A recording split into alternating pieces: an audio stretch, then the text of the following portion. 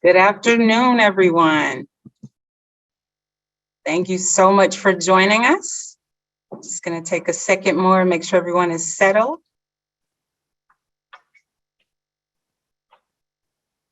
Again, good afternoon. I am Felicia Martin, Senior Vice President of Ncaa Inclusion, Education, and Community Engagement. My pronouns are she, her, hers.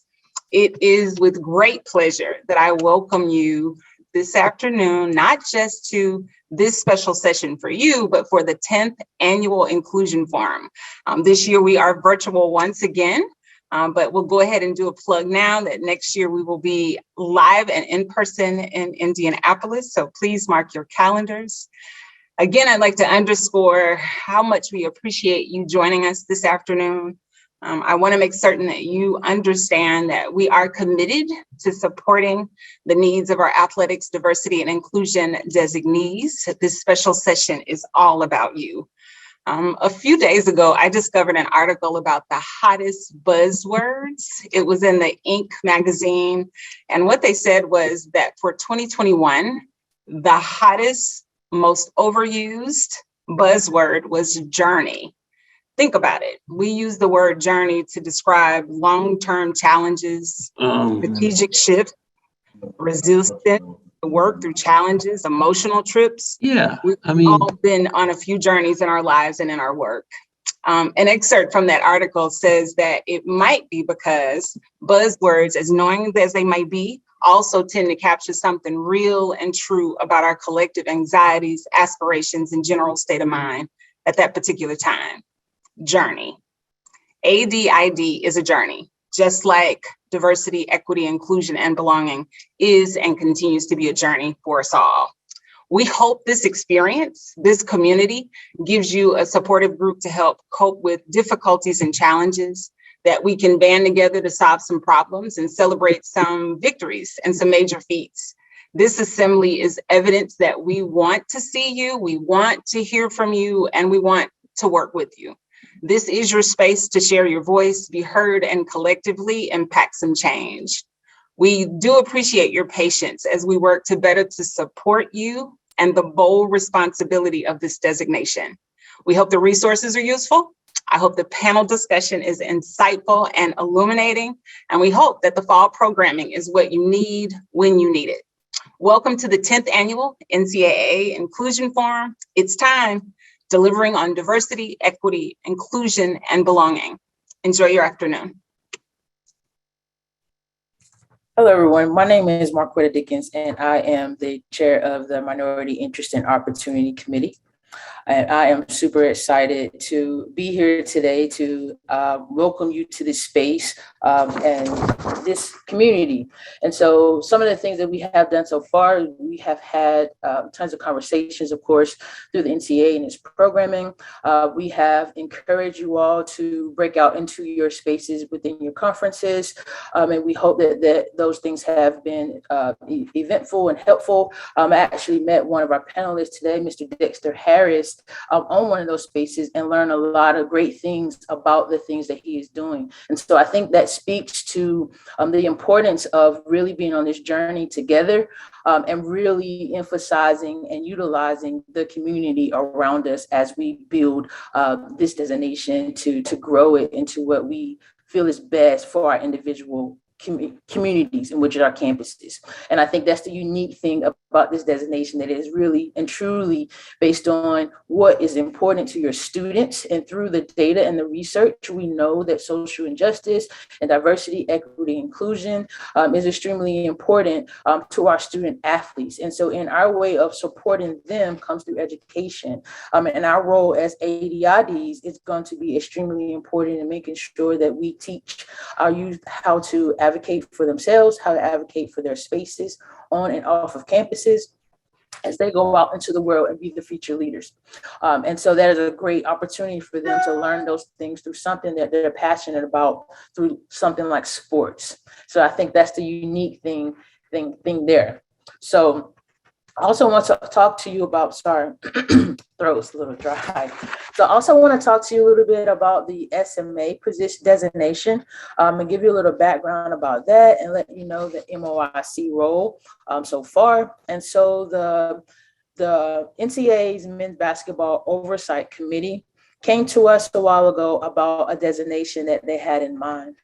With great intent, it's a really great, it will be a really great partnership, especially for those ADIDs who are outside of athletics, to have a point person to not only be able to discuss things with off the record if that's not their quote unquote role, because I just want to make sure that SMA really is not directly quoted, directly linked to diversity, equity, and inclusion. And so that's where we are now in the process. And so the background of this is really to have an ethnic minority in senior leadership, in a senior leadership role, especially for Division I, who the Basketball Oversight Committee did a great job of laying out why they thought this was important based on the data, and we supported that intent for Division I.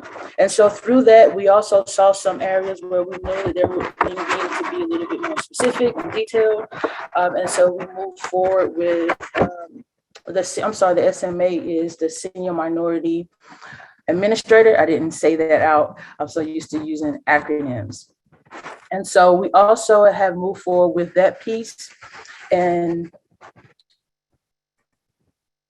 we also have moved forward with that in terms of working with the MOIC and moving forward with the designation. However, we also saw some specifics that needed to be added along with our partners such as MOA, MOAA, the Black AD Alliance, and 4AAPI. And so we knew that there were some things that also needed to be added so that this could be a really valuable role of leadership for ethnic minorities and representation in athletics in Division I. So with that, MBOC agreed, the Men's Basketball Oversight Committee agreed, and has asked MOIC to be the committee to really partner with the partners and affiliates that we have so far, such as more Black AD Alliance and 4AAPI, to really dissect this, see what needs to be put in place and in space again, so that this is something that is beneficial of leadership of ethnic minorities and really promoting that in Division I. So I'm super excited about that. We have not gotten to a space. We have to make sure that we are consulting this with the entire committee. So that's just something that we are working on. That's something that we can possibly look forward to. I think it'll be a really good opportunity. And as ADIDs, I think you may find yourself being asked to be in that space and have those conversations. So we just wanted you to know what it was about and kind of have a little bit of a background. Division II and Division III have also kind of proposed some questions as well. And we have kind of paused on giving those answers back, but we will be trying to have a special meeting in July to have this discussion as a committee, and then looking to really dive into it a lot more in the fall. And so we will love your insight with your expertise as ADIDs, and how we can support you, and what you find on your individual campuses, how these leadership, ethnic minority in senior leadership will be beneficial. So even hearing those personal testimonies will be great to be able to have some insight to provide to leadership. So I'm super excited. Thank you for being here. Don't want to take any more of your time to hold up from the wonderful things that we have in place for you today. Thank you, Marquetta. And thank you to our Senior Vice President, Felicia Martin, for those opening remarks. Welcome again to everyone to this special ADID session. My name is Ncaa Blair-Hackworth. My pronouns are she, her, hers, and I serve as one of the directors of inclusion in the NCAA Office of Inclusion. And I also have the distinct honor of serving as primary liaison to MOIC. What I'm going to do here for just a second is discuss what the ADID is according to legislation. We've had a wonderful opportunity over the past year and a half to engage with you all as ADIDs, to listen to your concerns, your successes, and be able to really fill the gap in ways that are needed. And one of the ways is that a lot of people are still have questions about what is the ADID. So according to legislation, the ADID is a staff member that's so designated by the chancellor, president, or a commissioner, a lot of times the athletic director, who serves as ADID, serves as a conduit for information related to national, local, and campus level issues of diversity and inclusion, and supports diverse and inclusive practices related to athletics. So you may be saying, Ncaa, that's very broad. We recognize that. We also want you to know it is broad because how diversity, equity, and inclusion and supporting inclusive practices relates to campuses and conference offices varies by institutional type, by division, and other factors. And so from a legislation standpoint, this is very broad, but throughout the year, we've provided programs and we continue to provide programs and initiatives to help you as an ADID, to help empower you in support and in collaboration with your athletic directors and other colleagues within athletics, including our student athletes, to really think about what does it mean to provide, help support, and lead DEI efforts from an inclusive lens on your campus or within your conference office. I also want to take a moment, and I'm going to share my screen and point to a resource that we created, the Office of Inclusion and Partnership with MOIC, that helps you to utilize your role as ADIDs. And so we have 3 different resources. One is utilizing and supporting ADIDs who work within athletics. The other one who it's about utilizing and supporting ADIDs who work outside of athletics. And then the third one is regarding utilizing and supporting ADIDs from a conference level. So one of the things that just really want to highlight, and I pulled up the resource about supporting ADIDs within athletics. We sent this not only to you all, but to your athletic directors, to presidents and chancellors, to SWAs and to FARs, because we recognize and we want to continue to hone the message that this is a shared responsibility. It is not your role just as an ADID to figure it all out, right? So, but this resource is helpful because, for example, involve the ADID in staff professional development and student athletic development programming. You may say, Ncaa, we don't do those things. Well, you can utilize this resource, depending on where you're positioned on your campus, to have a conversation with your athletic director or the others that you directly report to say, hey, the Ncaa Office of Inclusion and MOIC created this document that is really helpful in terms of things that the ADID can do. And based off of the needs on our campus or our conference, I think it's really important that I'm able to, as an ADID, engage in athletic related communication efforts to ensure the use of inclusive and accessible language. That's just one example. So we have a variety of different options, again, based off of where you're positioned. So we really want to encourage and empower you to utilize this document to help advocate for yourself and to help create a blueprint for you that works for your athletic department or your conference office. So that's really quick information. And as we get to our panel discussion, you'll hear directly from other ADIDs and athletic directors and others who hold these titles to be able to see not only how can you utilize this resource, but other ways to best support you. And then lastly, we will be providing, as the Office of Inclusion, other opportunities where we're not just speaking to ADIDs. We want to be able to cast our net wide to directly talk to and support athletic directors, SWAs, FARs, and others who support the ADID. So again, we can help change the culture where, you all may feel like, from what we've heard, that it's just on you. So now, without further delay, we are going to move on to the next portion of our program, which is our panel. And our moderator for today is our teammate from Inclusion, Sade Sleep, who was one of our newest directors, our newest assistant directors in the Office of Inclusion. So, Sade, let's get us started. Hello, everyone. As Ncaa stated, I am Sade Slee, an Assistant Director in the Office of Inclusion at the NCAA. My pronouns are she, her, and hers, and I have the pleasure of moderating today's panel.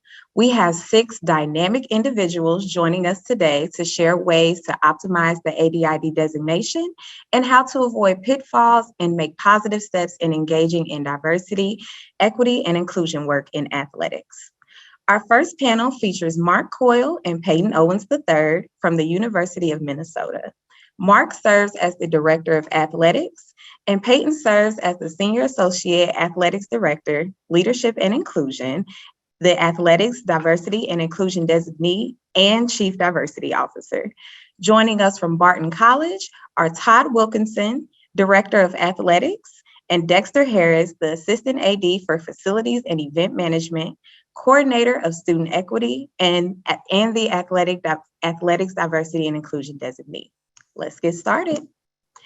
Could you all describe your partnership as an ADID and AD? And also, what steps did you take to develop this partnership to make it intentional, productive, and successful? Let's start with Mark and Peyton, followed by Todd and Dexter. Thank you, Peyton. I'll let you kick off, and then I will add to your comments. Absolutely. Yes, sir. Good morning, friends. Delighted to be able to be here, Sade. Thank you for the question. SVP Martin, thank you very much for this wonderful opportunity, as well as leaders from the NCAA, MOIC, my fellow panelists, and greater membership. Thank you all for being here. I'm keeping all of us in thought and prayer in this work because it does take all of us to be intentional in this work. To answer the question, could you describe our partnership? So I have a wonderful relationship with our athletics director, Mr. Mark Coyle, who is on this call, and I would describe it as one word first and foremost. It's personal. Our relationship is personal. Before it gets to the letters, the titles, and the positions that we hold within the athletics department, it's a personal relationship that allows us to build on our sense of belonging, trusting, and then being able to grow in this work together. I really value the importance of being able to be intentional with our efforts and starting to make sure that our efforts are tied to really making sure that we shape spaces that are inclusive and definitely committed to engagement. Our relationship has been personal every step of the way. Now, the steps that we've actually utilized to get there are really rooted in values exploration. We've done a lot of stuff with emotional intelligence. We've utilized the DISC assessment. We've been intentional with incorporating things within our strategic plan to anchor it for everyone's expectations and everyone's work every day. And then we utilize our executive leaders and senior leaders within the athletics department. But it starts first with being personal. And that's what I believe has been essential with us being AD and ADID in this work. Yeah, thank you, Peyton. And I would just add, he and I are about 10 yards apart right now. He's part of our executive team. We have a staff of almost 270 team members that we work with every day. And Peyton is part of our executive team, which I think consists of 5 or 6 people, Peyton, if I remember correctly, the number. So he's a part of our day-to-day operations of our department. And, I appreciate his comments about personal. We do have a personal relationship, and the work that he does in our department has been hugely impactful in so many different areas. And again, I think the key is that we talk daily, not only about work, but about our families. And what I learn from him daily is something I have great respect for and appreciation for, because it's helped me grow personally and professionally. So again, just really grateful and feel blessed to have Peyton as a part of our program. Awesome. Thank you. Todd and Dexter, we'd love to hear from you. Okay, I'll start out. And start there. Yeah, I'll start, Dexter. Good afternoon, everyone, and thank you so much for having us today to be part of this forum. It's a great opportunity for us. I would say the understanding the story and my background with Dexter is probably the best way to describe the relationship and his work on our campus. It's all about trust with Dexter. And my first career was a baseball coach, and Dexter played for me back in around 1990. And our relationship as a player and coach was built on trust and just bonded so well throughout his time here. He's like a son to me. So when we got him back here, I was willing to trust him and his efforts in diversity and inclusion. And when social injustice became the attention of our country like it needed to be at that time, I actually reached out to Dexter and a couple other African-American players that I coach, and we had some dialogue and conversation, and that's really where it started. And that's when it started. I had to get them to campus, and I had to find a way to get them to campus. We don't have a staff of 270 people like Minnesota has. So we have to find a way to bring a guy on, and he came and helped us with COVID. And when he was here helping us manage COVID, he initiated his program and brought his programming to our students. And by far, it's one of the best programs that we've ever had here. And what we've done on our students and the impact that he made was just sensational. But yeah, I trust him. He's not going to do anything that I know is not going to be right. And that's how we build our relationship. And to piggyback off of Todd, and I like what Peyton used as being personal. When you've had a 30-year relationship with someone, you build those relationships. And Todd's been very instrumental in my growth as a person. And so with what he's asked of me is what I consider is needed. That I bounce off of him. And just being able to talk about everything, it's been really great. That trust that he's provided has been really good as well, because I know that with whatever it is that I'm rolling out, he's going to be very open to those things, knowing that I'm putting them together that's going to be best for our campus growth. And so that's where our relationship's really grown at.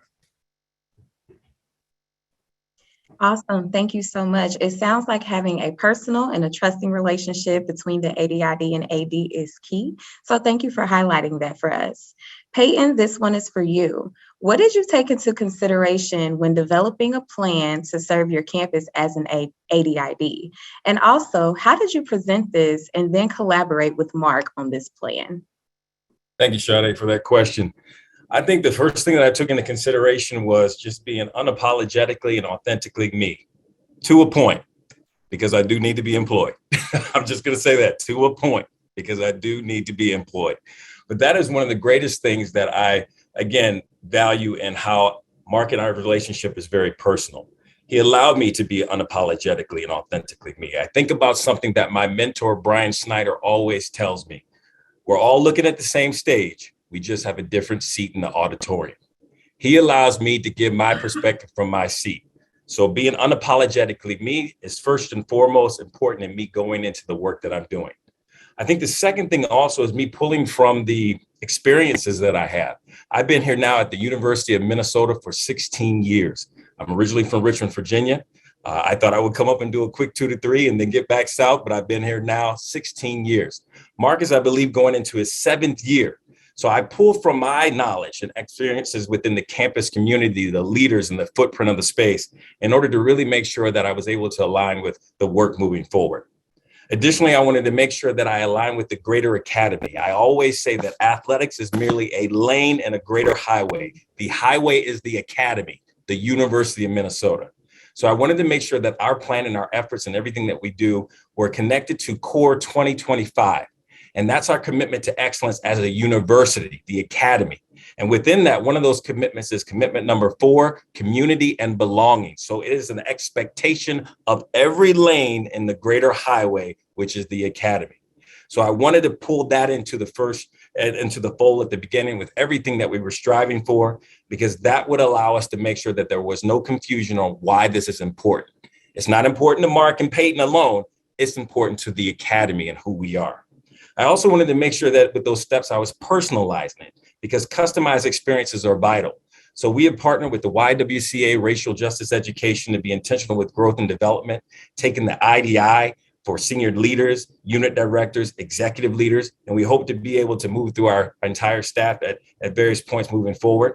And we want to have customized workshops, circle dialogues, and being intentional with how we train others to be empowered to be within that space.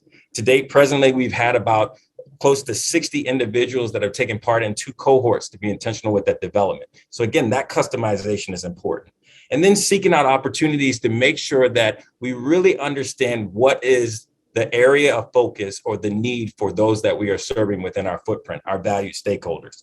So is that training? Are we talking dialogues? Are we focusing on education? Is it development? Are we looking at celebrations? Or is it a combination of all of the above? So we wanted to be intentional with making sure that that was defined. And those are a lot of the things that I took into consideration with the alignment to build out success. Now, were we able to collaborate with this, and how did I present it to Mark? It was exactly like I said, with that personal relationship. And he described it as well, belonging. He created this space at the table for me to join executive leadership, to provide those insights, to be intentional with shaping and crafting our strategic plan and working with other leaders within the department, to make sure that we had shared conversation and dialogues, that this was our plan, that we lived our greater strategic plan of united are we, that we is greater than me in every step of the way. And that's the way that I presented it. And it became a focal point and a commitment that's rooted in our greater strategic plan. Awesome. Thank you so much for that. So Mark, what was it about Peyton's plan and strategy that spoke to you as an athletic director? Well, as you can see, his passion is infectious, and he has great care and commitment to this process. And he held up. Peyton has heard me say this 100 times. I'm an English undergrad, 4 years of Shakespeare, and I do this for a living. So I'm learning every day. But Peyton held up this is literally our strategic plan at the University of Minnesota for athletic department, is the front and back of a flip card. And we developed this about 4 years ago. Peyton was an instrumental part of that process. And then if you look at the events that we went through, Mr. Floyd was murdered less than 3 miles from our campus. We were at the epicenter, and we as a department, we have a coworker named Quincy Lewis, who is a former student athlete. He works underneath Peyton. He oversees our M Club. And Quincy, we were having a conversation, and in Minnesota, we are known for being a very broad-based program. We have 650 student athletes from all over the world. We're the most diverse group on our campus. And Quincy made a comment to me one time: why can't we be a leader in diversity and inclusion? And that has stuck with me. And we have worked closely with Peyton, with all of our teammates, to make sure that Minnesota becomes a leader in this space.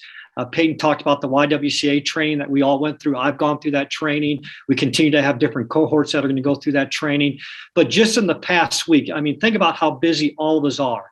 But just in the past week, me and my coworkers in the athletic department have participated in 2 very important sessions. We had Charles Holman, who is a reporter for an African-American newspaper here in the Twin Cities, the only one, I think, in the state of Minnesota. Peyton, if I heard that correctly, was just inducted in the Hall of Fame. He did a Zoom session with all of us yesterday about Juneteenth and the importance of Juneteenth and the history of it, which was phenomenal. Earlier in the week, Peyton had me and other leaders on a call with the community center, the Holly Q. Brown Community Center here in St. Paul, which we're trying to become more involved with them, and that focuses on diversity and inclusion. So again, it has become part of our fabric of who we are, what we want to be, and how we want to grow. And again, you can see his excitement, his passion for this, and he's done a wonderful job creating that excitement and energy within our entire department. Thank you so much. Before moving on to the next question, I want to encourage the participants in the virtual space to please feel free to submit questions in the chat as we continue the conversation. So Dexter, this question is for you. What do you believe you've done well as the ADID at Barton College, and what hurdles have you had to overcome? If I can take the hurdles first, at Barton, there hasn't been a lot of hurdles at Barton. Coming on board as soon as I started the program, the support that I got all across campus has been outstanding.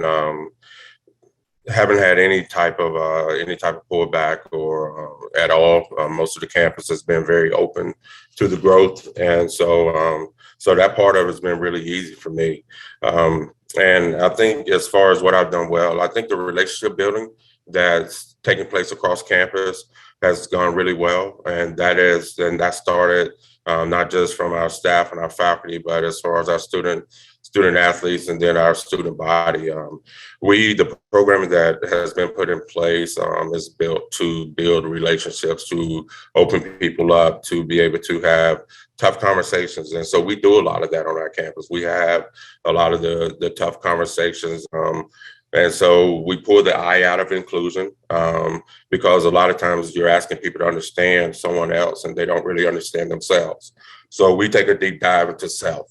We allow our students to really just kind of look in the mirror, to have that conversation with everyone else themselves, so that there's a better understanding of why they feel why they think the way they think, why they act the way that they act. Because sometimes the interactions that our student athletes and our students get, they know each other on field of play, and they don't necessarily know each other off the field of play. And so we try to build a place that they're allowed to get to know each other away from the competition part of everything. And I think that's been really good for not just our student athletes, but for our coaches. A lot of our coaches that have taken part in our program, and they've come to me and they've said this is the most that they've known about their student athletes. And you feel like you get to know your student athletes through the recruiting process with them being on your campus and everything. But there's a lot of things that they don't know. They don't know a lot about upbringing and things like that. They don't know a lot about the background. So with the programs that we put in place there, it gives everyone an opportunity to really, really get to know each other. And I think because of that, we not only just build relationships, but we build, and I'll go back to that word, trust. We build trust relationships. I have several athletes that come to me about different things that they probably wouldn't talk to other people about. And I think that part of it's been really important because there are things that they've gone through, with where we are with mental health and everything, that kind of helps them get through those things, that they feel like they have a place that they can come to, that they can really open up and have those tough conversations. And so we do a lot of that through crucial conversations. We do a lot of interactive scenario-based trainings and things like that. And then, with the PowerPoint slides that we put in place where our students have to question themselves about what they see and how they feel. Those things become very intelligent conversations. And we do a lot of things with interactive trainers about how to hold those intelligent conversations where you're not feeling like you're just butting heads with someone, but you're actually having those conversations where you're asking questions and you're learning things about each other. So I think the relationship building part of it has been key when it comes down to DEI. Thank you. And it is very encouraging to hear that you have the support of your campus. And it is very important for you to emphasize the importance of having those relationships, because that does open the door for so many more opportunities to grow. Todd, as the athletic director, what about Dexter's approach to his work as the ADID align with your vision around your campus's diversity, equity, and inclusion goals? Well said, Dexter. And the vision is not just mine; it's a campus vision. So I've been on this campus for 30 years, and to be frank, I've always felt like we've been a very inclusive and diversified campus during my time here. And as Dexter said, he didn't have a whole lot of problems and a whole lot of pushback, but with what was known, I think he's drawn out some students that may have not been wanted to come forward and express themselves in some areas, and his ability to take our teams and allow them to open up and in front of their coach to be real about what they're thinking, is the value on that is it's hard to describe how deep that goes. Now we're 650 student athletes on a campus of 1,000. So the work we do here could definitely flow over to our other students that are non-student athletes, and hopefully we become leaders in the area through the programming that Dexter's doing. And I felt that was going to be a very important part of what he would deliver in his programming. Dexter's a people magnet, and I say that in pride, as he just attracts all individuals. It doesn't matter race, how old they are or anything else. He can get them talking, and he can develop that relationship with them. And then he's able to have that hard conversations with our students and mentor them along the way. And I think that's what makes his programming so special. And the success speaks for itself. I mean, our conference, Carolinas, employed him to go share it with other members in our conference. That's how well thought of Dexter is in this region. That's amazing. Thank you, Todd. Peyton, when engaging student athletes and staff within athletics from a diversity, equity, and inclusion perspective, what has been successful so far? And conversely, what has not performed so well? Shadi, thank you for the question. I think when engaging our value stakeholders in our footprint, particularly our young scholars, I think at the core of it, what has been truly successful for me is just living my core value. Those that are close to me know I have one value, one, grace. And in everything that I do, I want to widen the circle of grace. And that's why the ADID position and role and me being a champion in this work makes sense, because I want to widen the circle of grace. I want to always be generous, respectful, accepting, compassionate, and utilize empathy when possible. And that's what this work is every step of the way. Before we get into the letters, and being intentional with diversity, equity, inclusion, justice, and belonging, wouldn't you want grace? Wouldn't you want to afford everybody grace? And that's the way that I approach this work. So that fundamentally has been one of the most successful pieces, is again, being unapologetically and authentically me, anchoring it in my core value of grace, and making sure that I widen the circle. But to accompany that, it starts with leadership, learning, and listening. How I show up in those spaces is I always want to actively lean in, having a yes and mindset, being able to connect the dots, utilize divergent thinking, taking what is, imagining the possibilities of what could be, and combining them in novel ways to move forward. I want to make sure that I customize the experiences for all of our value stakeholders, whether that's an individual team, one of our leadership groups or affinity groups within our department, or working within our executive leadership space. I want to make sure that we always dialogue for discovery. We have to dialogue, and you have to be intentional with making sure, again, that I learn your perspective from your seat in that auditorium, looking at the same stage.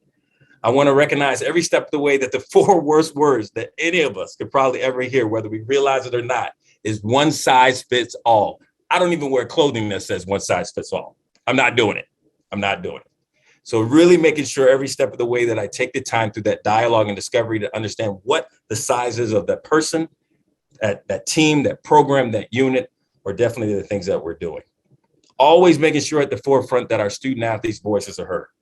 To be intentional with making sure that they are the catalyst for change, because they are the change agents that we seek. We promised them something, and we need for that promise to be transformative, not performative. And then making sure that I continue to empower and educate myself. We have tremendous leaders nationally and definitely within our conference. I think about the great work that DICE leadership is doing. I think about the Inclusion Forum, MOIC, MOAA. I think about the Big Ten Conference and our Equality Coalition. I think about our campus with our diversity community of practice, all these different spaces of engagement where I don't need to be the expert, because there's talented individuals that are on this call who have spent their life's work in this space. So making sure that you continue to reach out there, and then making sure that you anchor it in your strategic plan. Again, going back to United Are We and our athletics department and the work that we're doing. This is everybody's work every day. It is a commitment and an expectation to champion diversity and inclusion.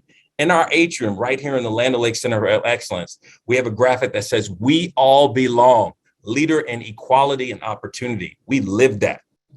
Action plans are created every year for our programs in our athletics department, and they are encouraged to be intentional with how they champion diversity and inclusion and weave that into their priorities and goals for the upcoming year.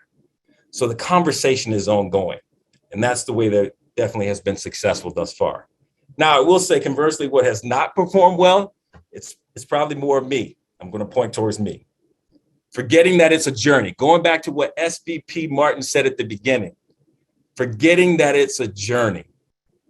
I'm telling you, friends, the hurdles, harms, and hurts are real, but the hope, healing, and happiness is also there as well. But you got to remember it's a journey. I would also say what hasn't worked well so far for me is not asking for help when I need it. I feel like I got to shoulder it. The emotional labor and all the things that go into it, that's not what I need to do. I need to make sure that I raise my hand and say, I need help. Can I get a water break? Can I take a 20? Whatever it may be. And I think that is important. And I would encourage each one of you to do that. Skipping on self-care has not been the best. I can honestly say that that's a piece where in this time, in the unique reality that we're in, I've skipped on that. And it hasn't landed well for how I show up in the space in order to really live my value or widen the circle of grace to be intentional in this role. So I would encourage each of you to make sure that every step of the way that you listen to yourself, you hear your voice in this journey because it's vitally important. So those are a few things that I would say worked well and a few things that I continue to work on because I'm a work in progress. Thank you for being transparent and sharing that. Dexter, I have another question for you. What advice would you give to ADIDs who may not have the support needed? I think it's important that everything that you have planned that's up here, that you put it down on paper, but that you present it to your administration. One of the things that I did, not just with Todd, but also took our programming ideas to our president and our provost at the time to make sure that I had that support from them, because I knew that there was going to be a lot of hard conversations that was going to be had.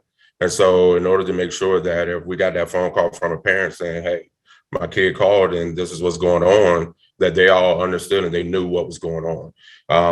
And our coaches had to go through everything, every program that we had. Our coaches went through it before our student athletes did.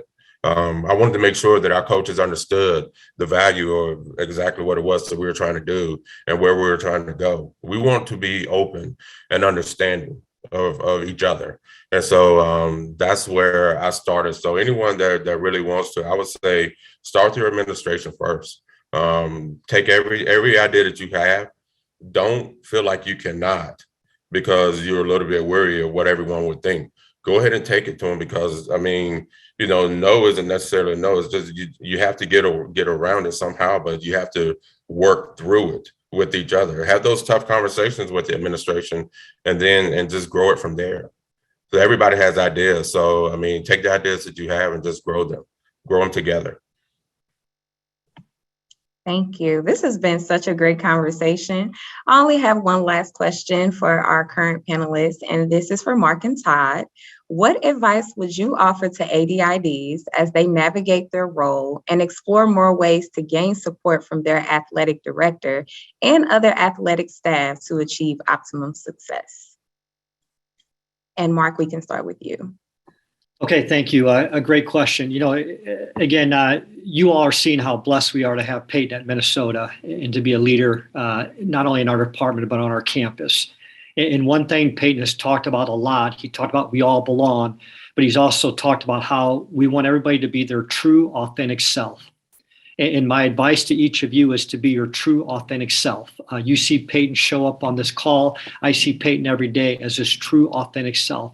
And I would encourage all of you, there's no doubt we all have so much area for growth and for learning. But when you feel comfortable and you can be your true, authentic self, that's when special things happen. That's when you go to that personal relationship that Peyton talked about. You go to that trust that Todd and Daryl talked about. That's where magical things happen. So I would just encourage you to be your true, authentic self. Bring those forward and great things will happen.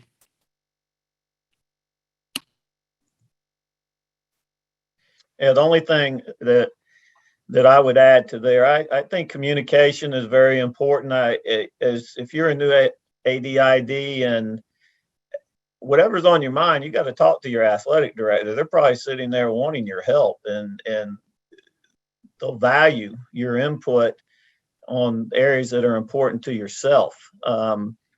Also, what I would say, relationships are always going to trump programming. Your programming will be delivered well once you build a relationship. And that's what Dexter did. He built the relationships with our coaches first, ran them through the program, and they trusted him and believed in him, and then delivered it each team, so they're all on the same page. It wasn't, hey, I got all this programming ready to go and I'm going to get out there in front of a group and I'm going to show them the programming, and you don't really know the people. He took time to know the people first and build that relationship. That would be my advice to others. Awesome. To our first group of panelists, thank you so much for sharing your thoughts. We look forward to you once again rejoining us on the screen during the question and answer portion of our program. Once again, program participants, please feel free to submit questions you have for our panelists via the chat. Now, let's welcome our next two panelists. We have Dr. Tasha Alston, who is the Chief Diversity and Inclusion Officer at the University of Pittsburgh, Bradford, and also the Athletics Diversity and Inclusion Designee. We also have Dr. Angel Mason, Director of Athletics at Berry College and board member of the Minority Opportunities Athletic Association, also known as MOA. Let's jump right in. Tasha, you serve as the ADID at the University of Pittsburgh, Bradford, but your position as Chief Diversity Officer is housed in the Office of Diversity and Inclusion and not within athletics. How do you work with athletic staff, in particular, the athletic director, to advance diversity, equity, and inclusion for student athletes? Thank you for having me to join you today. An excellent question. When I accepted the position as the Chief Diversity Officer, I was very intentional and strategic about forming partnerships with the Director of Athletics, the NCAA DEI liaison, and the coaches in the athletics departments. I believe that the work of DEI cannot be done in silos, and as a result, I work from that approach. I also understand the power of strategic partnerships and the impact and power of everyone having different spheres of influence that contribute to DEI and the success of all students, including student athletes.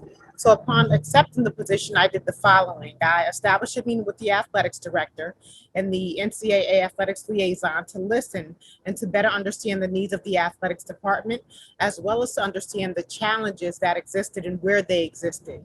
I next met with the coaches to understand their perspective, what the needs were and what the challenges were. I provided a workshop with all athletes to introduce myself as a resource and to inform them of their position and as leaders in athletics, and to inform them that they have the ability to lead the student body to advance DEI. Most importantly, I wanted the student athletes to know that we are working in partnership and to see me as a partner. Next, I met with the female coaches to conduct workshops with women and athletes related to leadership and partnership in advancing DEI. And I also continuously met with the athletics directors and the NCAA liaison to remain abreast of challenges in the athletics department. From there, I was able to form a plan to address the challenges in athletics once the needs were identified. And this included providing continuous Title IX training for student athletes, providing a series of Title IX trainings from the Pittsburgh campus located in Pittsburgh, Pennsylvania, to inform athletes and to provide them with new knowledge related to DEI. And I formed a partnership with Ms. Ncaa Blair of the NCAA to provide DEI training to inform student athletes and the athletics departments of the importance of DEI and the priority of DEI for the NCAA, as well as to inform them of their role in leadership as it relates to DEI. Overall, I provide leadership as a Chief Diversity and Inclusion Officer of the university, and I am very strategic and intentional on providing athletes and athletics with knowledge and resources to advance DEI, while simultaneously working with leaders in athletics to help them better understand their responsibility to lead and advance DEI at the university. This approach works towards advancing DEI and ensuring that DEI is woven throughout the fabric of the institution. Thank you so much. Angel, we've heard from many ADIDs that they feel like at times they are on an island doing diversity, equity, and inclusion work, or that they are overwhelmed due to many responsibilities. As an athletic director and leader within MOA, what do you believe that ADIDs can do better to leverage their role? Thanks for that question. I'll start by saying that it's a community effort and not an effort for the ADID designation. Different from Tasha's role, That's a position. That's her job. The ADID is a designation. And so they're the facilitator of creating and supporting the community that your athletic department is supposed to have. And as you don't have that, you have to start at a grassroots place. I think the athletic director and the ADID designee have to determine really what is it that they want to have for their department. And that has to be supported by the greater institution. Things roll downhill. And if the institution really isn't at a place where it's prepared to address this area head on, then athletics will sit on the island that we always say we don't want it to be on. But if it is on that island and you need to support the student athletes, the staff and or faculty that you have in that place, then you have to start small, right? You have to build the community first. And I would say most of our ADIDs really need to start in a space of listening sessions. Listen to what your community is saying. Listen to your student athletes. Listen to your coaches. This is a place where if you don't have trust, you trying to do a bunch of programming and check boxes will never be received well. People have to be a part of that process so that you're not shoving this very difficult work down their throats, but you're allowing them to be a part of the process so that they can then self-reflect and bring themselves to the conversation and be more open to understand others, their perspectives, their experiences. So I would say utilize your student athletes, listen to them, listen to your coaches and administrative team, be open about what the actual lived experiences are that people have, and be authentic in the way in which you do it. Don't go posting social media things and blacking out yourself if you aren't even able to have conversations about race within your department. It's not authentic. And your student athletes, if nobody else will know it, and they will receive it as such, and you won't be able to address what their experiences are in your community. And then I think it's very important that you and your athletic director are on the same page. And while being on that page together, you have to be realistic. You know, many people that are having this designation are ranging from entry-level professionals to folks that are skilled doctoral teachers in this space. And you can't do it all. And you definitely cannot do it all alone. So you and your athletic director have to be realistic about what it is that you want to be able to do. So I would suggest that you have a strategic plan around this work and you begin to identify all the areas within your athletic department and how you are addressing DE&I as well as belonging in those spaces. Thank you. It seems as if building relationships and making it a community effort, connecting with leaders in athletics and listening to student athletes and the athletic community are all beneficial. So Tasha, what lessons have you learned as the ADID and how have those lessons impacted how you engage in the work? Thank you for that question. The lessons that I've learned as the ADID and as the CDIO was that the work of diversity, equity, and inclusion is challenging. You have to see all perspectives and keep in mind in your approach that everyone is not committed to advancing the work of diversity, equity, and inclusion. However, progress in the advancement of DEI can be achieved when you are strategic and intentional about forming partnerships with allies that are committed to advancing diversity, equity, and inclusion. I have also learned that DEI must be foundational and a priority at all universities to support diverse students, faculty, and staff, including student athletes and the athletics department.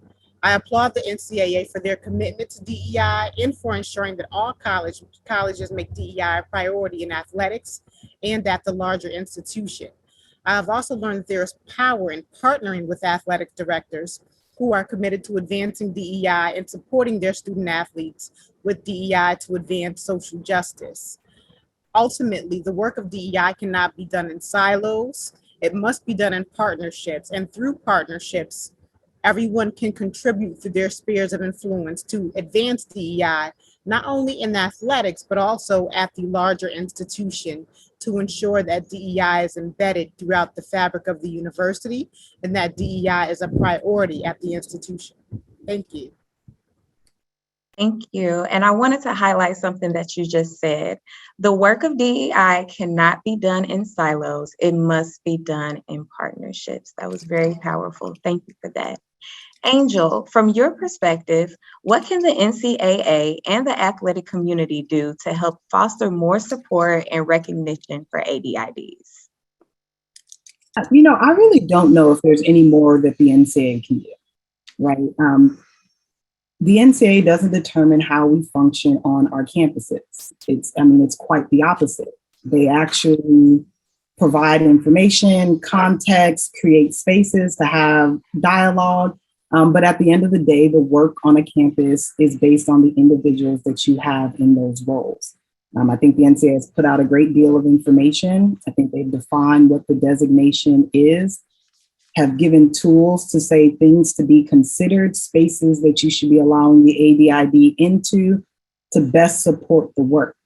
So I don't know if there's very much more that the NCAA can do. I think the continuation of those things, continuing to have MOIC and other organizations that are really built to support diverse individuals in the greater scheme of things are all very important. But I think unless there's going to become penalty for individuals not taking this seriously, which we cannot do, the job is on us, right? Like, you cannot force people to want to care about someone else. They have to get to that space of care themselves. And that's why a campus is where this work has to live, because you would hope that the folks that you're in the trenches with, that you're in the library and in courses with, the people that you're going into battle with daily, that you want to see each other be successful. You want to provide the best environment for them. You want to provide them access to greater opportunities on and off of their campuses. So I'm not sure that there's really much else that the NCAA can do. But what I would say is that I think for ADIDs, especially those that are new to the work, use the NCAA or peers within your conference to begin to share ideas for how they are doing the work that they're doing. Even if you haven't found a space on your campus yet where you feel like you can process through hurdles and turmoil and just trying to figure out this difficult work, reach out to other people that you know of, folks that you see on these type of calls. Don't try and stand alone in this like quicksand. Don't do it. It's not possible. And it's not possible to do it and then be impactful to the people that you're trying to support. And you then have to do and support you first. If you can't bring yourself with a full cup, I'm not sure how you pour into others. So you just have to make sure that you're finding a way to have your cup filled. And this work can be very, very difficult. So make sure that you're connecting with other individuals that you can help. Thank you, Angel, for those kind words and sound advice. We do look forward to continuing the support and being a resource for ADIDs. So my last question for both of you is, what advice would you both give to ADIDs when it comes to overcoming barriers such as a lack of resources or a lack of clear directive from leadership? Tasha, we'll start with you. The advice that I provide is to always be strategic and to think outside of the box. Think of innovative and creative ways to advance DEI in athletics. And this often means working with organizations and institutions beyond your region that are already doing the work of DEI and are committed to advancing DEI while simultaneously having the resources. You may have a lack of resources, but partnering with these organizations may provide you with the needed resources and inform you of best practices to help you create a strategic and intentional plan. So ultimately, being strategic, thinking of novel or new ways to work and partner with individuals who are committed in doing the work, and advancing your professional relationships so that you can tap into individuals that can contribute from their spheres of influence. Thank you. I would say, first, you got to focus on building community and within that community, building trust. Second, Everybody talks about resources, so make sure that you are setting goals that are supported by the resources you have access to or that you can attain. So those goals and resources need to align with one another. And then finally, don't try and do it all yourself. I love that Tasha is on this call because there are not very many of us that have that ADID designation living with somebody who is under the institution's purview and not the athletic department. And I would love to see more people putting some of this weight in a shared place with professionals such as Tasha. So those would be my 3 pieces. Awesome. Thank you, Tasha and Angel, for providing us sound advice and perspective for ADIDs. Participants, please submit those questions for Tasha and Angel, as well as our other panelists in the chat. Now, we will welcome back all of our panelists to join us for the Q&A portion.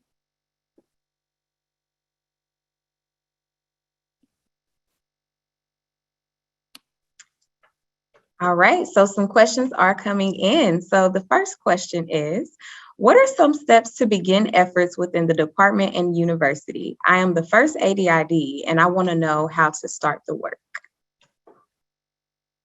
I'll send that one to Peyton. That's a wonderful question. I think I go back to what I shared earlier. First and foremost, aligning with the greater academy, understanding what the institutional commitment is, the commitments and focus in order to really build out this work, to be intentional with how you move forward, because being able to have a consistent language that is utilized and being able to point to that as an anchor in the expectation and standard for all valued stakeholders within the space is vital. So I would start there, getting an understanding of that resource, and then also partnering if there is definitely an office on campus for equity, diversity, inclusion, justice, and belonging, and being intentional with growth opportunities there. Thank you, Peyton. And I also want to direct that question to Dexter and Tasha. Dexter, what would you say? I agree with a lot of what Peyton said. I think also just being able to have those hard conversations with the administration to be able to get them to get on and understand exactly what it is trying to do on campus, but align with the values of the campus. Making sure that those things that you're doing within your programming sits with everyone on campus, but also that when they don't, that there's that understanding of why we need to do this. Why do we need to have these programs? Why that our student body doesn't necessarily really feel certain ways about different things. So just being able to answer to some of those whys, but while you're answering to some of those whys, being able to make sure that you stay aligned with your campus values, I think that's very important. I agree with both individuals and their responses as well. I definitely think it's important for you to identify the administrators that are going to not only support DEI, but also understand the significance of the NCAA and DEI, and who are willing to be champions and advocates of advancing DEI within not only athletics, but the larger university as well, and identifying individuals on campus who are in leadership positions, who are willing to support the work, not only in athletics, but the larger university. Again, looking at individuals who can support the work so that everyone can contribute from their spheres of influence, and so that everyone collectively understands the important role of the NCAA and the important role of DEI as well. Thank you. Thank you. All right, this is for Todd and Mark. Do you find that a greater benefit or fit for your AD to be a formal member or staff of your division than having a staff member outside of your division serve in the role? And Mark, we can start with you. Okay, thank you. Selfishly, I love having it being part of our department. I think when you do that, you become much more intentional in your conversations. And, as I mentioned, and I saw a question in the chat about, how do we set aside budgeted dollars for this? this is a part of our everyday conversation. I hope Peyton would agree and nod that when we have conversations about diversity and inclusion and belonging, it's part of our everyday conversation. And I think it's critically important that Peyton is a part of our, not only our executive team, but inside our department, because his circle of influence is that much bigger inside our department. And then Peyton talked about the important relationships we have with our campus partners, whether it be Dr. Go on campus, President Gable, who is our president, is a huge proponent of this and supportive of this. So again, they all kind of create that alignment that you need to make this important work continue to grow and foster within your department.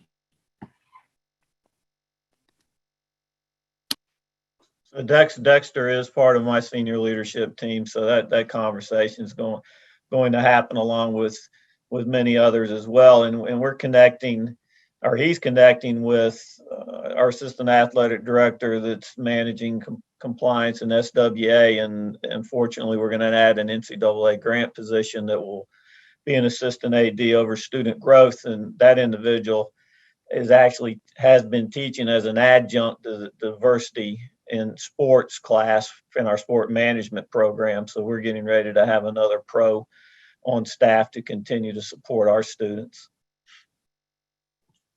Thank you. Angel, this question's for you. I believe in this role, it is important to confront things as they come up. Any advice on how to handle these tough conversations with coaches and administration?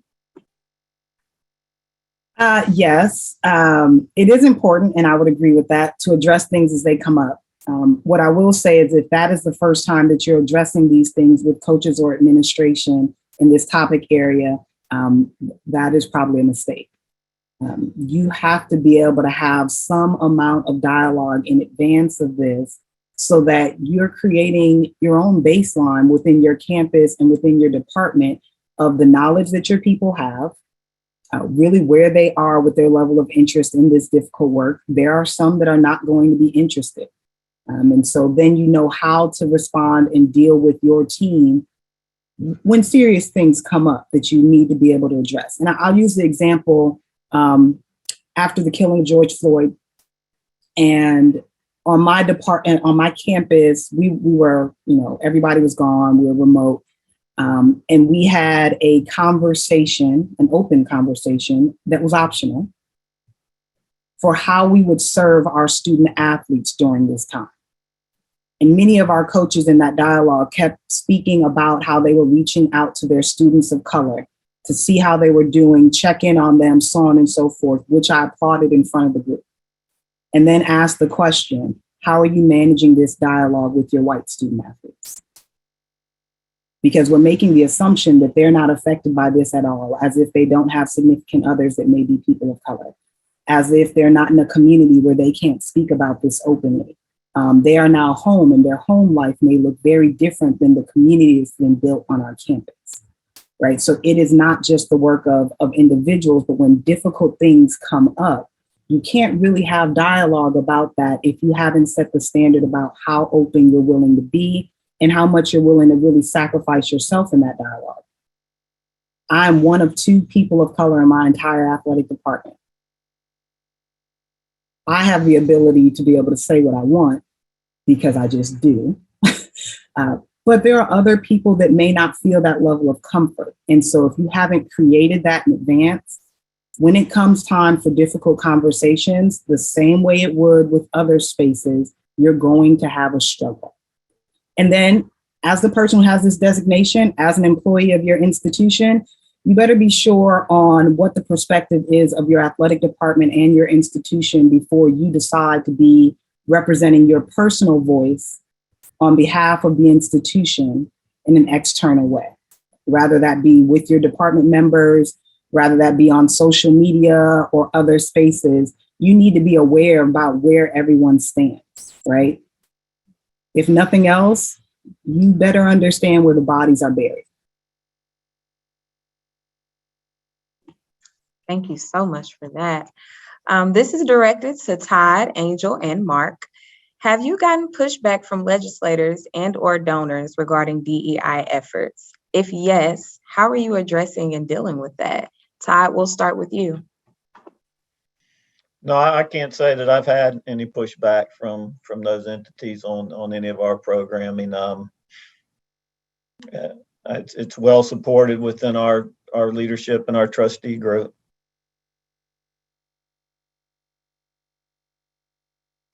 Angel? I would say the support is here on my campus. My community is a little different.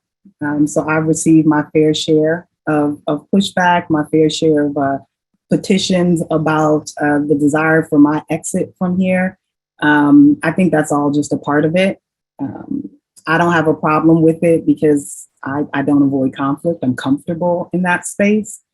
But I do think that my students, our student athletes and our general student population are ready to be doing this work, and they've started doing it. And so whether people like it or not, we're here to serve students, and they will make sure that the things that are important to them are being addressed. And so therefore, I have a level of security in that. Mark? We did, and Peyton will remember this, we did in the year of COVID where we had no fans at our venues, we did a football game, our head football coach, Coach Fleck, we did a football game where we put in racism on the back of our jerseys. And I would venture to say that every one of our programs had some form of statement regarding social justice, diversity and inclusion throughout the year. And I can remember getting maybe one or two phone calls or emails from folks just asking questions. And when we explained what we were trying to do and the importance to our student athletes, Peyton led those conversations with our student athletes, our coaches, and our staff about what can we do to bring this to light, and not only bring it to light, but to be defined by our actions. So we did receive some comments from folks. But again, once we were able to have conversations with them, they seemed to be very understanding and support what we were trying to do, as Peyton talks about, for the greater academy. Thank you. So to Tasha, Dexter, and Peyton, could you speak to how as individuals you acknowledge your own emotions and feelings and remain empathetic and professional in your work? Tasha, we'll start with you. Thank you for that question. I think that that's an excellent question. And I think it also touches upon what Angel said. At many universities, although the commitment is DEI, not everyone in leadership positions is committed to DEI. So what that means is you have to be mindful of where their perspectives are and what their perspectives are. I think you also have to be intentional in your approach in dealing with those individuals and explaining why DEI is important. And I think you also have to be willing to, as Angel said, to confront the challenges directly and to call what it is, and to say for those individuals who are not committed that they're not committed, and to make it plain. But I think you also have to have the backbone and the fortitude to be able to do that. And so that is especially important, because in many environments, what you'll find is you are in a challenge or a battle zone every day.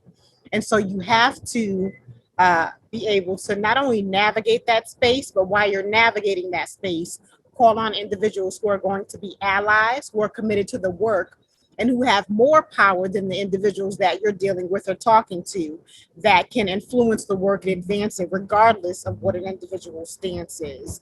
And so it's a matter of being professional at all times, but also being unapologetic, as one of the individuals indicated earlier, in your stance, and unapologetic in supporting not only student athletes, but in supporting diverse students. And from a personal perspective, as an African-American woman, I can't be anything else, because if I'm not staying true to myself and I'm not working to advance diversity, equity, and inclusion, then the work that I've worked for through all these years, even in obtaining a PhD to help diverse individuals advance, is for naught. So we came to do the work, and we're going to do the work. And ultimately, it's a matter of, again, identifying those individuals who are committed, identifying the individuals who have the power to advance DEI, even when you have individuals who purposely may put challenges in your way, and being strong enough in yourself to say, this is where I stand. And if it doesn't work, I'm willing to walk away, right? So you have to be very clear and intentional, not only about the work, but about yourself. And at all times remain professional, because you can't get anything done without being a professional. Thank you. Thank you so much. Dexter, do you have anything to add? I'm sure. I think she touched on a great point about being professional at all times, but it's hard not to get personal sometimes. As a father of two young adults, it's one of those things that you dive into every day because you're dealing with things on a personal level. When your kids come talk to you about different things, the different things that they go through, they're very similar to what a lot of the student athletes and our students go through. And so when you're passionate and you really care about people, it's hard not to be personal when you really care about people. And I care about our student athletes. I care about our campus. And so my passion for what it is, for what we're doing, it runs high. And so there are some times that I really kind of sort of have to bring myself back a little bit and just kind of think things through prior to spitting some things out. But it's hard not to be personal in what you do. And so, but she touched on, again, at the same time that you're personal about how you feel, you also have to, maintain your professionalism. Thank you. And Peyton, any thoughts? Yes. So I'm in my personal journey. I'm a man of faith. So I'm always praying for my faith, but I'm also praying for my lack of faith. I'm just going to be honest in a lot of spaces. But the way that I approach this is, first and foremost, I just acknowledge it, like I just shared, right? I'm praying for my faith, but I'm also praying for my lack of faith. I own the feelings and sentiments that I bring into the space. And I usually end up saying to myself, I think about something that my grandmother used to always say: I can do anything for one day. And that's how I approach it. But I do have to be purposeful in my thoughts before responding, because that's the important piece. Is we don't want to react. We want to keep the reaction to in between the lines to play, muscle memory, all the things with sport. We need to respond. So I'm always thinking, and I'm trying to be intentional with it. And I want to make sure that, everything that I'm saying, is it true? Is it helpful? Is it inspiring? Right? Is it necessary? And is it kind? I got that from a graphic in my daughter's elementary school. Think before you speak. Every step of the way, that's what I'm trying to do. But I do have to acknowledge it. I do have to stay in my faith. And I have to be intentional with just saying I can do anything for one day. Thank you. This question is for Todd and Mark. As white males in powerful positions, what strategies do you use to encourage real dialogue with your peers, knowing it's easier for you than people of color to have these conversations? Todd, we'll start with you. Well, I think part of the strategies I use is just being real about who I am, and I use Dexter a lot in these areas, because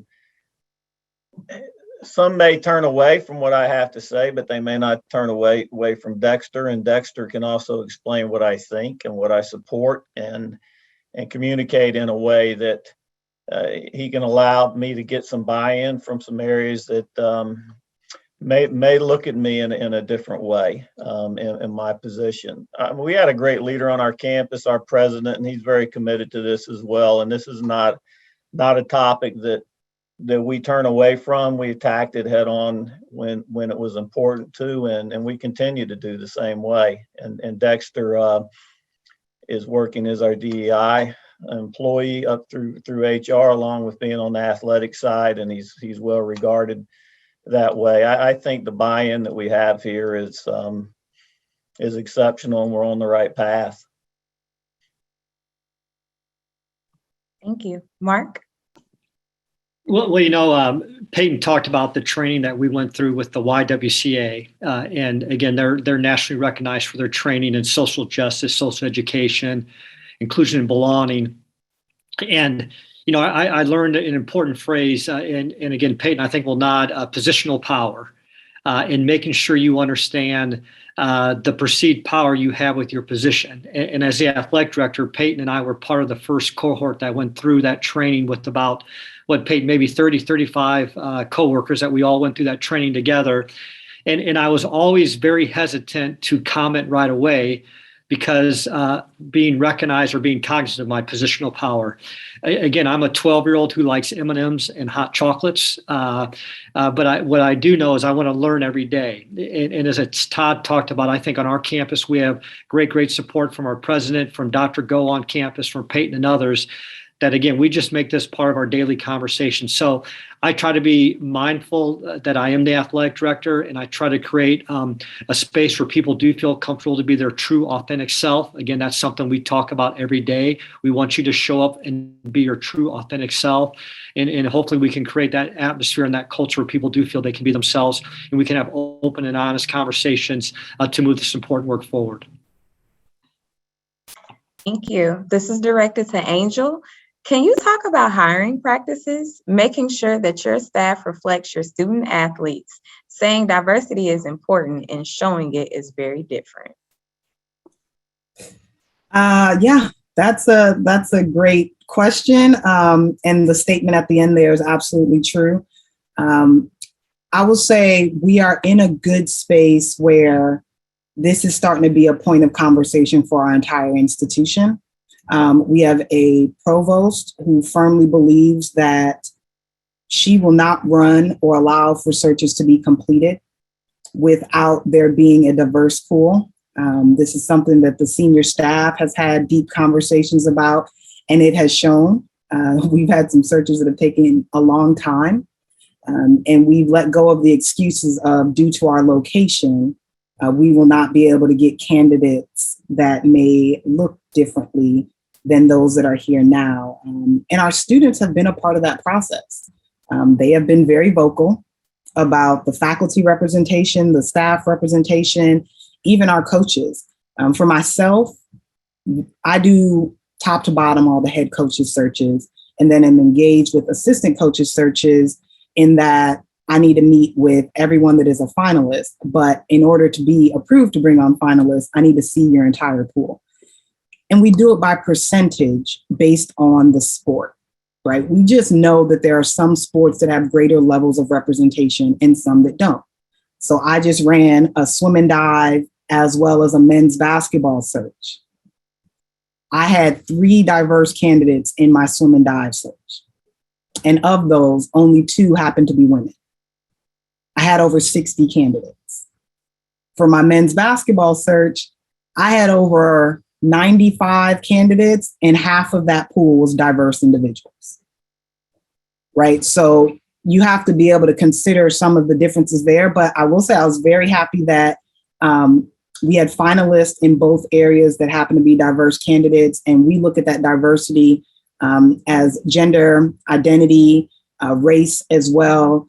And we spend time really kind of getting to know people in that process. And that's why there's lots of one-on-one conversations, because there are just some things that in a group I don't feel are the best to ask. And so we do it that way. I will say I've been other places where there was some of the like, and then I've been other places where head coaches have autonomy to hire and do whatever they want to, and no one else ever sees it. So then you're kind of dealing with it after the fact, which you really can't do. I like the documents that were put out a couple of years ago by the NCAA with, working with HR directors and how to help create diverse pools. I know lots of people use search firms now. I don't have any feelings one way or another about that.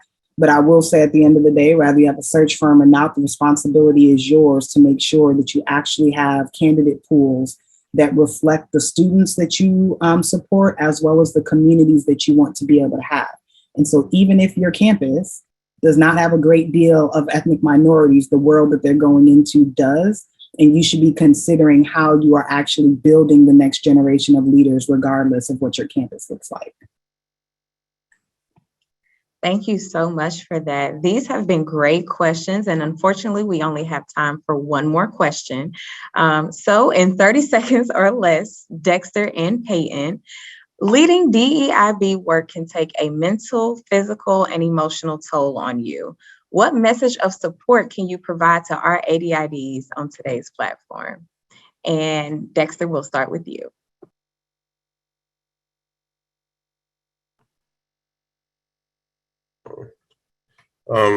I think the biggest thing is really doing check-ins, mental check-ins with self. A lot of times we get wrapped up in a lot of things that are going on, not just on our campuses, but outside of our campuses as well. And then when you have family and all the student athletes and everyone that are kind of sort of turning to you, I think sometimes you kind of forget self a little bit. And I think it's important to just do those mental check-ins with yourself, get away from it a little bit, and just kind of give yourself that time that you can just kind of clear your head and then get back into it. But I think that's very important. Sade, that's a great question. And thank you for those that submitted that question. I think first and foremost is pace yourself. Continue to take a pulse on where you are. Another thing my grandmother used to always say is self-care is the most important care. Not self-medication, self-care. So really being intentional with that. And I'll be even very personal and transparent. Take advantage of your EAP plans, employee assistance plans. This guy has, right? Because that's real. Again, the harms, hurts, and hurdles are real. So pacing yourself, making sure that you're intentional with utilizing resources and utilizing the networks within the greater space, showing up. You know, I know a lot of time is limited now, but being intentional with joining the DICE meetings, joining and being at the forums, taking the time to utilize your affinity spaces on your campus, being in your faith groups, whatever that may be. And then also going to those in your life that are important to you, whether that's friends or family. Thank you so much. I want to highlight, please take advantage of your EAP. It is there for a reason. Let's give a virtual round of applause to all of our panelists for sharing their compelling and powerful thoughts with us today about optimizing the ADID role. Joining us now is Abigail Edwards, Coordinator of Inclusion, who will share the Office of Inclusion's fall opportunities for all ADIDs. Thank you. As Sade shared, my name is Abigail Edwards. I use she, her, hers pronouns, and I serve as Coordinator of Inclusion at the Ncaa. What an amazing session, filled with powerful knowledge and great insights. Our panelists were dropping gems left and right. Peyton, I don't know, I need to connect with you after this to get that graphic from your daughter's elementary school, just so that I can have that in my resources. But thank you all just for attending and engaging in this session.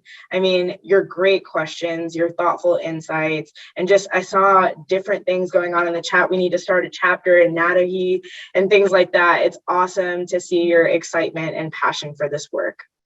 In keeping with the theme of journeys and continued learning, the Office of Inclusion is excited to share that in the upcoming fall and winter, there will be at least 2 program opportunities that will be designed to help you as an ADID to increase your knowledge and skill set in diversity, equity, and inclusion, and assist you in your strategic efforts, going back to another theme of strategic planning as you support your athletic department or conference office. The Office of Inclusion will also host focus groups with ADIDs in partnership with the Ross Initiative in Sports for Equality to better understand how you all are doing in your respective roles, and to share helpful information and insights with athletics directors and others in the athletics community to better support you. Because again, this work is not done in a silo, but rather is community work and depends on partnerships.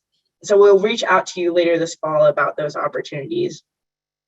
Lastly, our office is developing and will share new resources in the areas of disability, international student athletes, Title IX, and the Diversity, Equity, and Inclusion Review Resource Sample Framework that supports the legislated review requirement in Division I for you all to utilize in your role.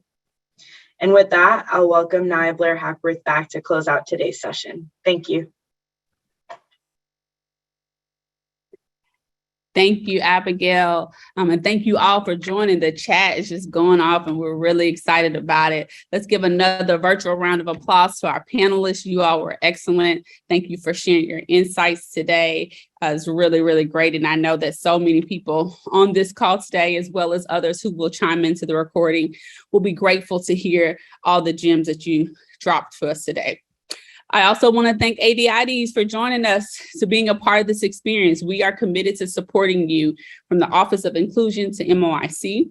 We really want to be able to support you in the way that you need it. Also, thanks to my colleagues in inclusion, Sade and Abigail, and our Senior Vice President, Felicia, for being a part of today's session, as well as MOIC Chair Marquetta Dickinson. Lastly, we want to make sure that you stay engaged with us. We'll have a survey that we'll send out in the next week to ask for your feedback. So please complete that. We want to hear from you. We want to continue to serve you the best way that you need. And lastly, please join us this evening for our Inclusion Forum opening session. You know who we have? We have Billie Jean King in conversation with LaChina Robinson, two dynamic individuals who will be speaking today at 5 p.m. Eastern Standard Time. So we look forward to you joining us this evening, and we look forward to continuing to provide you the support needed. Thanks, everyone.